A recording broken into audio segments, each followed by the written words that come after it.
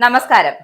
ഗ്രീൻലാൻഡിനെ യുഎസിന്റെ അധീനതയിലാക്കുന്നതിനെ പിന്തുണയ്ക്കാത്ത European രാജ്യങ്ങൾക്ക് 10% ഇറക്കുമതി തീരുവ എന്ന പ്രസിഡന്റ് ഡൊണാൾഡ് ട്രംപിന്റെ തീരുമാനം മറ്റൊരു വ്യാപാര യുദ്ധത്തിലേക്ക് നീങ്ങുകയാണ്. വിചാരിക്കുന്നതെന്തും തന്റെ കൈപ്പിടിയിൽ ഒതുക്കുന്ന ശീലമാണ് ട്രംപിന്റേത്.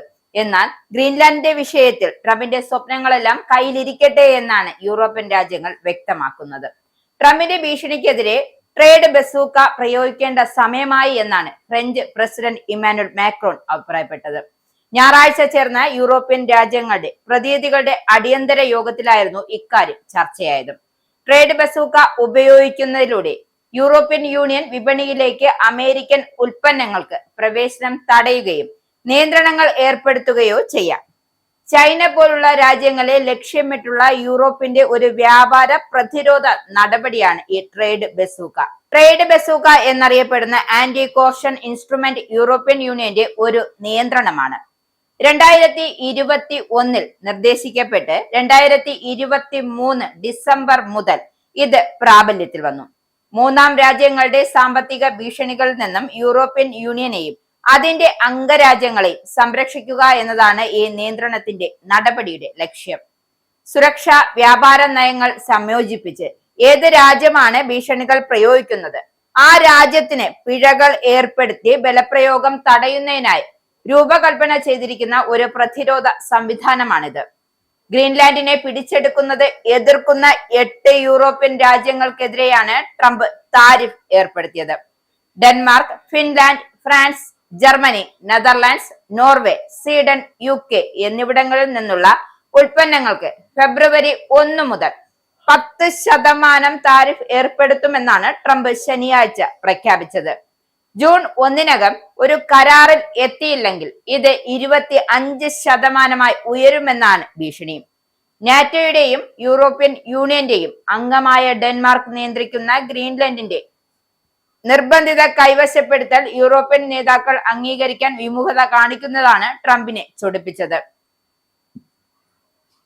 യൂറോപ്യൻ യൂണിയൻ പ്രതിനിധികളുടെ ഞായറാഴ്ച ചേർന്ന യോഗത്തിൽ ട്രംപിന്റെ താരിഫ് നടപടികൾക്ക് തിരിച്ചടി നൽകണമെന്ന ആവശ്യത്തിലാണ് പിരിഞ്ഞത്. താരിഫ് ഏർപ്പെടുത്തിയ ട്രംപിന്റെ നടപടി ബ്ലാക്ക്മെയിൽ ആണെന്നും യൂറോപ്യൻ രാജ്യങ്ങൾ കുറ്റപ്പെടുത്തുന്നു.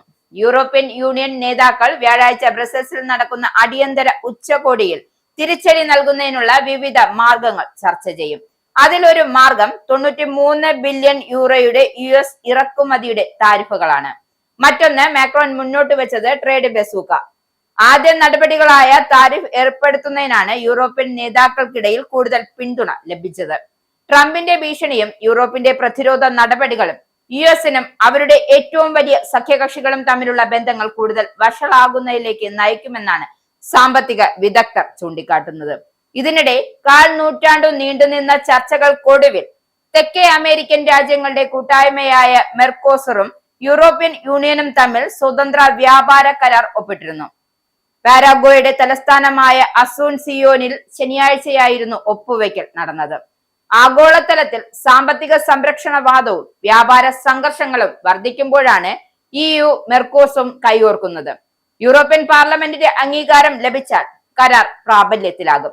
തെക്കേ അമേരിക്കൻ രാജ്യങ്ങൾ കരാറിന് പൂർണ്ണമായും അനുകൂലമായതിനാൽ അവയുടെ അംഗീകാരം ലഭിക്കാൻ പ്രയാസമുണ്ടാകില്ല എന്നാണ് ഒരു കണക്കുകൂട്ടൽ. തെക്കേ അമേരിക്കയിൽ 2 വലിയ സാമ്പത്തിക ശക്തികളായ അർജന്റീനയ്ക്കും ബ്രസീലിനുമൊപ്പം പാരഗ്വേയും യുറുഗ്വേയും ഉൾപ്പെട്ടതാണ് മെർക്കോസൂർ.